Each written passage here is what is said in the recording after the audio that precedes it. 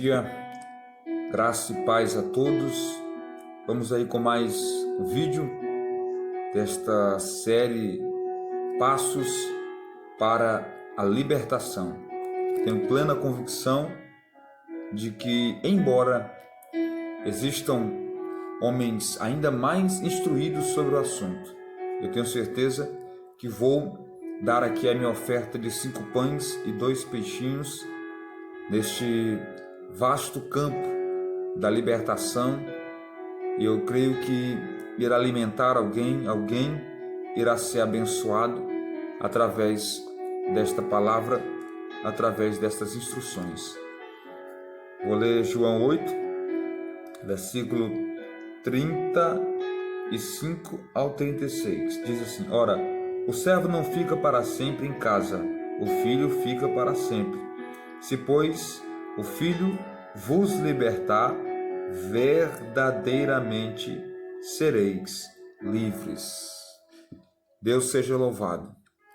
Queridos, nós estávamos nos vídeos anteriores, falamos sobre a necessidade de libertação, e o segundo vídeo nós falamos sobre a importância de eu descobrir a necessidade em mim, de eu entender a necessidade de libertação pelos acontecimentos que sempre me trazem para baixo. Eu sempre estou caindo num pecado. Eu quero servir a Deus, eu amo a Deus, mas infelizmente eu não consigo servir a Deus. Estou um mês crente, outro mês desviado, uma semana sim, outra não. E nós falamos sobre eu entender essa necessidade, eu ser humilde para procurar alguém e dizer: eu preciso de ajuda, eu preciso ser liberto. E hoje nós vamos falar sobre um ponto, acredito que um dos pontos mais decisivos para a libertação. E qual é esse ponto, pastor? Estou falando da identificação, não agora da necessidade, mas a identificação da causa, daquilo que está ocasionando problemas na sua vida, problemas espirituais que refletem também no material, nas finanças, na vida conjugal, em todos os aspectos, porque o que acontece, irmãos, no campo natural, na maioria das vezes, é reflexo do que acontece no campo espiritual. As derrotas literais são, na verdade, apenas uma transferência, vamos dizer assim, do que está acontecendo no reino espiritual. Ela apenas reflete o que está acontecendo no reino espiritual. E como nós falamos, o propósito de Jesus é sereis livres. Isto ele tinha falado para quem já tinha aceitado ele, as pessoas que haviam crido no seu nome. Mas, como eu já disse, a libertação ela é um processo em nossa vida. A libertação se dá por meio da santificação, pelo nome de Jesus. É quando nós rendemos o pecado e não nos rendemos mais a ele. É quando nós vencemos o pecado e não estamos mais sendo vencidos por eles. É uma santificação. E a palavra santificação já está falando, é um processo contínuo. Santo é o processo alcançado. Santificação é uma caminhada. Por isso que a Bíblia diz: seguir a paz com todos, seguir é a santificação. Então quer dizer que a gente vai. Então, se santificação é o contrário de imundícia, de pecado, então a santificação é, de fato, a vitória contínua contra o pecado, e nós vamos nos libertando cada dia. Mas vamos ver aqui, identificar agora, o segundo passo é identificar a causa, o problema, ou por que estou tendo este problema. Quando você vai no médico, você está sentindo dores nos pulmões, está sentindo dores em alguma área do seu corpo, O médico não diz, você tem isso. Ele pode dizer, você está com um problema aqui. Mas ele, através de um exame, né, ele vai descobrir o porquê você está sentindo aquelas dores. Aquelas dores são apenas reflexo de um problema que está em você, ou elas são um problema reflexo de uma causa. Existe uma causa do porquê você está sentindo aquelas dores. Então é necessário descobrir o porquê. Então você faz uma série de exames até constatar a causa e não precisar apenas tomar remédios paliativos. O que são remédios paliativos? São remédios para acalmar a dor, mas que não traz a cura. No reino espiritual também existem estas questões em que muitos tomam apenas remédios paliativos, pedem orações, as pessoas fazem uma oração por eles e eles dizem, pastor, eu fiquei melhor depois daquela oração. Graças a Deus, eu não vi mais vultos, eu estou uma bênção. Na semana seguinte, ele começa novamente a ver vultos, a estar perturbado com determinadas situações. Uma hora ele está tendo paz, depois de uma oração, sentir um alívio. São apenas paliativos. Mas o Senhor quer trazer a libertação plena, mas é preciso agora a identificação do problema. E com certeza, na maioria das vezes, estes problemas são ocasionados por pecados, muitas vezes pecados escondidos. O salmista chegou a orar dizendo assim, Senhor, expulga-me dos meus pecados e daqueles que eu nem me lembro mais. O salmista estava convicto que pecados não confessados, que pecados não tragos para a luz, eles poderiam ser espécie de armas nas mãos do diabo. Pessoas que aceitaram a Jesus, mas infelizmente guardaram no seu coração a mágoa, o ressentimento por pessoas que os feriram quando ainda não serviam a Jesus. Então eles dizem, aceitei Jesus, agora é tudo novo. Na verdade, aceitar Jesus, ainda que a Bíblia diga, nova criatura é, as coisas velhas passaram, eis que tudo se fez novo. É necessário entender que esse se fez novo fala de uma nova realidade. Mas infelizmente, alguns não entendem que o que passou, não passou simplesmente porque você aceitou Jesus, mas é porque você decide que aquilo passou.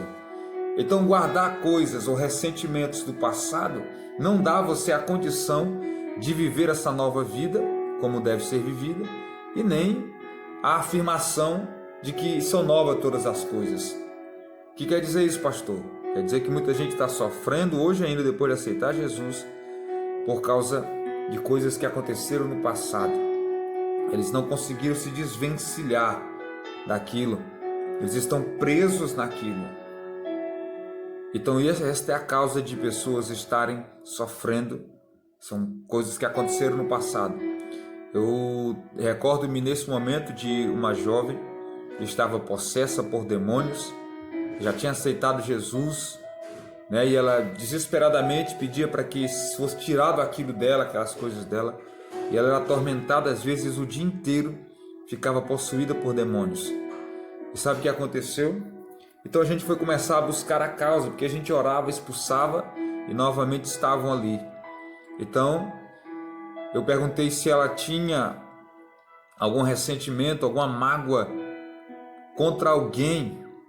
Então ela começou a chorar e lembrou-se de um estupro. Ela havia sido estuprada no caminho de casa. Um homem a tomou, a levou para um mato e a estuprou. Não a matou, mas matou-a por dentro. Ela agora estava cheia de mágoas, de iras, de ressentimentos daquele homem, e com razão no sentido natural. Mas o perdão é a chave para a cura e para a libertação. Aí eu perguntei, então ela disse que tinha um homem que tinha feito isso com ela. Eu disse, você tem que perdoar ela. E ela começou a dizer, não posso. Eu disse, você precisa perdoar. E ela ficava endemoniada de novo naquele processo. Eu disse: você precisa perdoar, senão esse demônio não irá sair da sua vida. A causa dele estar aí, a causa de você estar sofrendo isso, tem a ver com essa situação. Você precisa perdoar. E ela dizendo que não, e o demônio via, voltava, expulsava, ele voltava. E eu disse: você quer ser liberta? Ela disse: eu quero ser liberta. Então você tem que perdoar. Então ela perdoou naquele momento, embora as feridas estavam ali, mas havia feito uma cirurgia espiritual. O perdão é uma cirurgia. Não quer dizer que você vai esquecer. Você não esquece, não é osmose. Não estamos trabalhando por esquecimento, mas sim por um amadurecimento na fé, em que a gente entende que não devemos guardar coisas ruins dentro de nós, mas sim coisas boas. Então, identificar o problema, o que está te parando. Ela estava ficando endemoniada e a gente descobriu que era por causa daquilo. Agora, você precisa identificar o problema. Às vezes, o problema de você estar sempre caindo no pecado, sempre na prostituição, uma pessoa sem autoconfiança, foram coisas que aconteceram na sua infância. Ali está a causa. Você sempre era chamado de burro, de ignorante, e você aceitou Jesus e alguma coisa ele puxa para trás. E muitas vezes Deus vai te levar ali, para você se autoafirmar. Por quê? Porque você recebeu essas palavras, acatou elas no seu coração, e agora você está sofrendo na sua vida espiritual com interferências que foram geradas lá atrás. Alguém pode dizer: isso não existe. Infelizmente existe. Eu também sempre quis acreditar que não existia, e essas interferências vinham. Eu comecei a renunciar, eu comecei a declarar-me livre daquela outra situação, de situações do passado. E o resultado foi que eu comecei a alcançar ainda mais a certeza de uma nova identidade em Jesus, que não pode ser frustrada, burlada pelas coisas que aconteceram no passado. Mas até a pessoa descobrir, ele vai sofrer muito, ele identificar o problema. Pessoas que são visitadas por espíritos malignos. Qual a causa? Muitas vezes ele aceitou Jesus, ele não quer, mas há uma ligação familiar. Algumas vezes, estou aqui contando alguns casos, familiar, pessoas na família dele que mexem com aquilo, e ele não quer nada com aquilo, mas ele sempre é visitado a um tormento. Ah, mas é normal. Não, não é normal. Então o que eu tenho que fazer? Eu preciso orar: Senhor, eu renuncio, Senhor, essas práticas praticadas pelos meus pais. Quem foi no encontro sabe o que é isso. Mas quando você para e faz isso detalhadamente, especificamente, você e Deus, não ali, vamos dizer, no rodo, todos fazendo, há um resultado, mas quando é específico, o resultado é muito maior e mais produtivo. Então você começa a orar: Deus, eu rejeito esse gênio, veio daqui, veio de lá, porque nós assumimos dos nossos parentes ou das pessoas, dos nossos familiares, não apenas traços físicos, mas também traços de identidade, muitas vezes moral e também espiritual. Como assim, pastor? Por exemplo, meu nariz é chato, o nariz do meu pai é chato, né?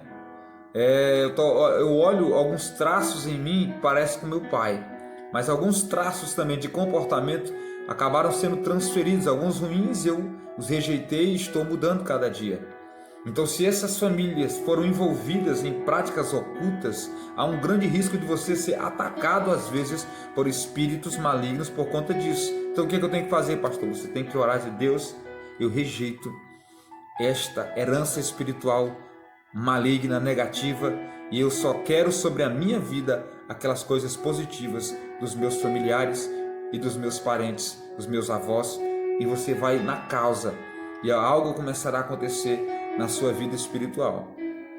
Há quem não tenha problema nenhum nessas áreas e eles rompem, mas há pessoas que têm muitas heranças e eles estão sofrendo. Eles entram na igreja, saem, entra, sai, é aquele problema, porque há uma causa, há algo ocasionando essa inconstância, esta queda.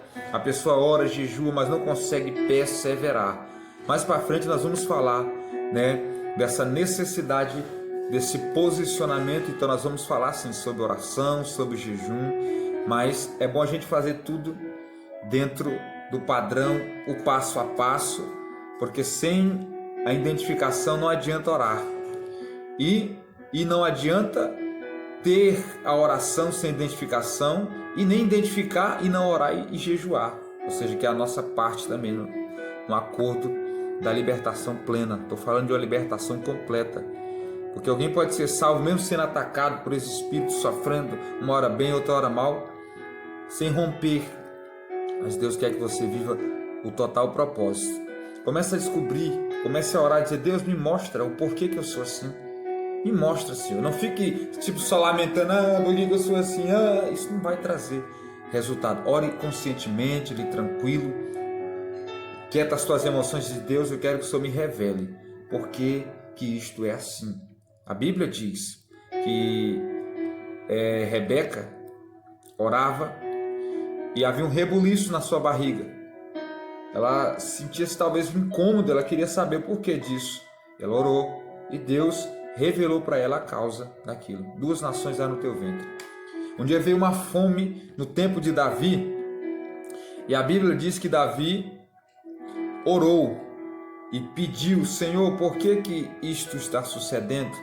E Deus mostrou a causa daquela fome. Era a casa sanguinária de Saul, que havia matado pessoas inocentes. Então o reino que Davi assumiu era um reino que já tinha sangue. Ele estava num reino que tinha sangue, que tinha coisa errada.